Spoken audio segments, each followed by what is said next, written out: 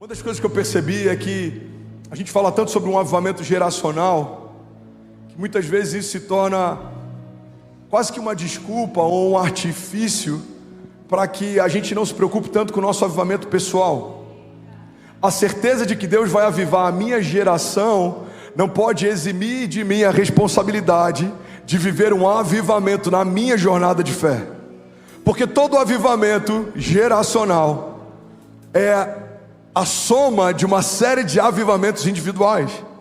Todo avivamento numa casa fala a respeito de uma série de avivamentos. Então, um pai foi avivado, a mãe foi avivada, os filhos foram avivados. Então, toda uma casa começa a viver a plenitude da vontade de Deus. Alguém está comigo? Diga amém.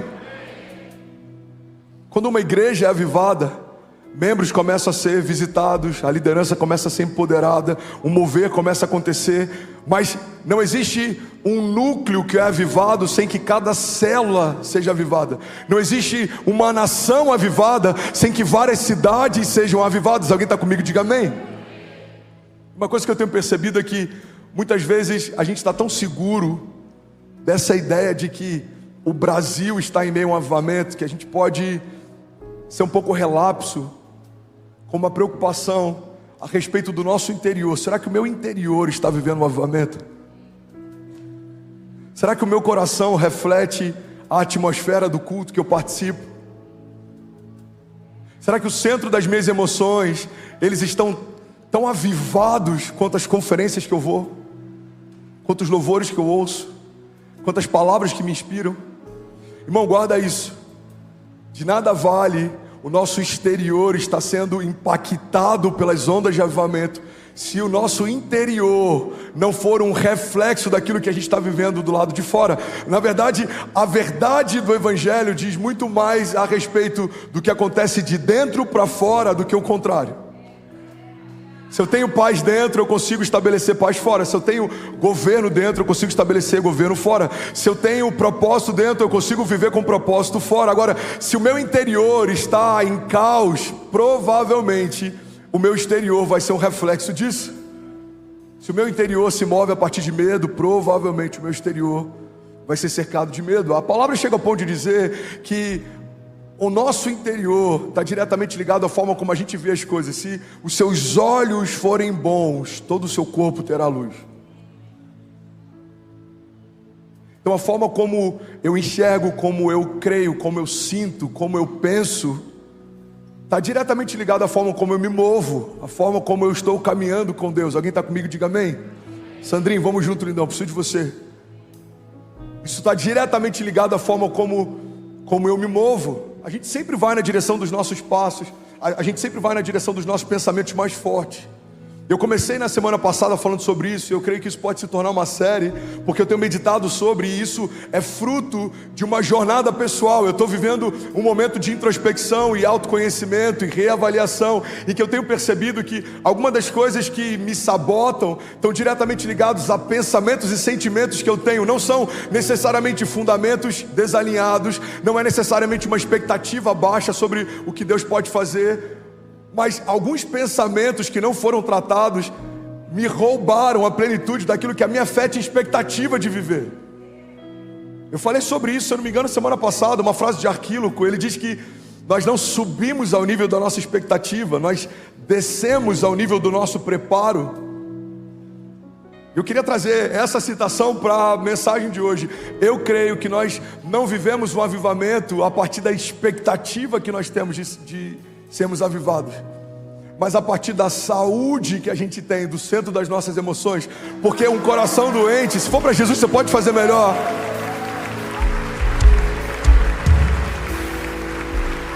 Coração doente gera decisões doentes, pensamentos doentes, reações doentes. Irmãos, tem pessoas que há anos não conseguem liberar perdão para outro.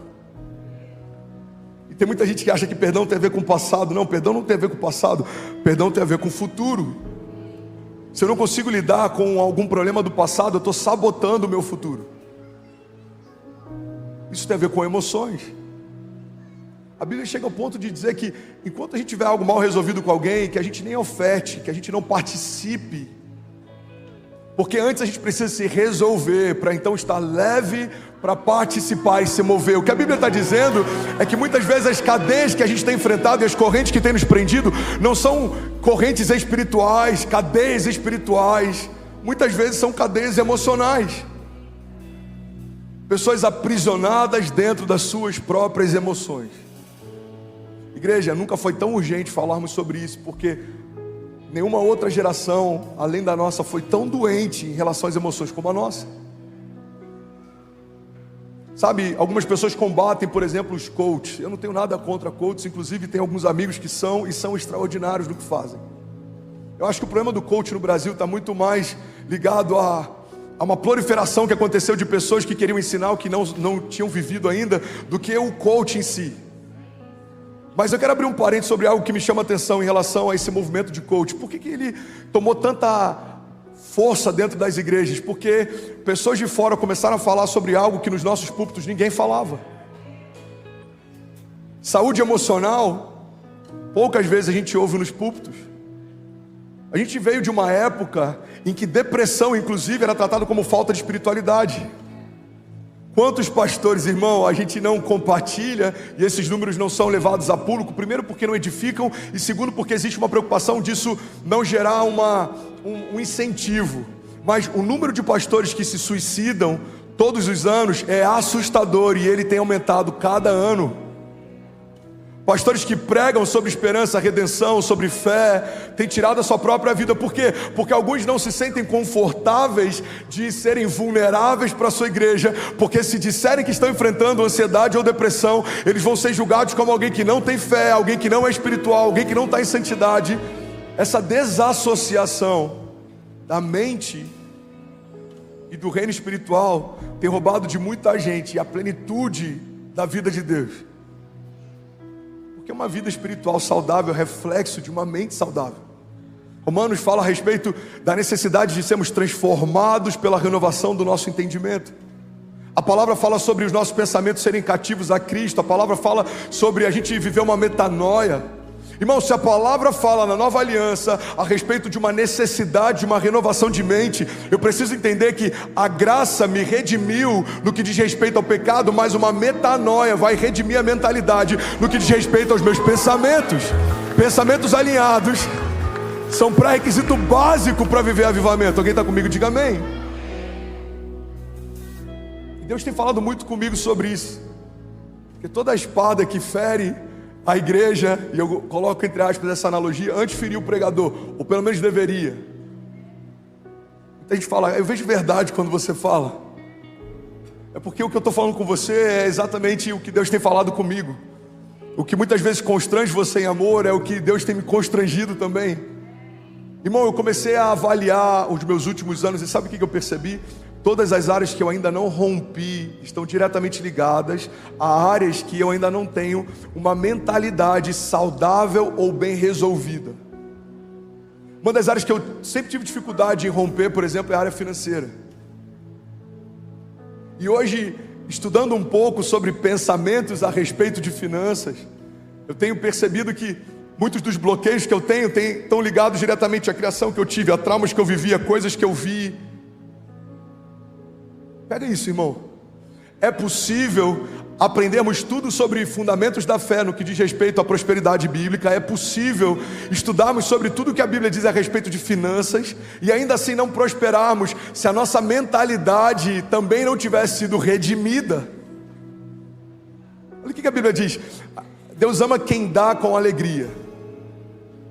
Dar com alegria é uma expressão de desprendimento. Se eu tento dar com alegria, mas a minha mentalidade ainda não foi redimida, a minha mentalidade de escassez sempre vai me culpar quando der mais. Então eu estou dando com alegria, eu até me esforço, mas a minha mente fala, você está empolgado demais, vai fazer falta. Isso não é de Deus, isso é coisa da sua cabeça. Alguém já teve esse pensamento? Fala, quer saber, eu vou abençoar esse cara, quer saber, eu vou abençoar esse projeto, quer saber, eu vou fazer isso. Aí a sua mente fala, isso é coisa da sua carne. Quantos aqui já ouviram isso? Bom, pega uma chave. A sua carne nunca vai te mover a fazer algo que edifique o seu espírito. A sua carne nunca vai falar assim, quer saber, Abre mão de algo, doe mais, faça mais, sirva mais, busque mais, se quebrante mais, ore mais. A nossa carne nunca vai fazer isso. Na verdade, a nossa carne é quem está dizendo, isso é coisa da sua carne. Por quê? Porque ela sabe que esse posicionamento profético vai abençoar a tua jornada espiritual. A carne e o espírito estão em todo o tempo militando um contra o outro. Alguém está comigo? Diga amém. Tudo bem, você acabou agora de assistir um vídeo. Se você ainda não está inscrito, já se inscreve também no nosso canal, ativa esse sininho aqui embaixo de notificação e toda vez que eu fizer uma live ou estiver transmitindo uma mensagem ao vivo, você vai ser um dos primeiros a saber. Mas eu deixei mais 2 indicações aqui que eu espero que façam muito sentido para você. Então já aproveita e clica para assistir a próxima mensagem, beleza? Seja bem-vindo ao time de incendiários e eu espero de verdade que essas mensagens mudem a sua vida como elas têm mudado a minha também. Até a próxima. Valeu!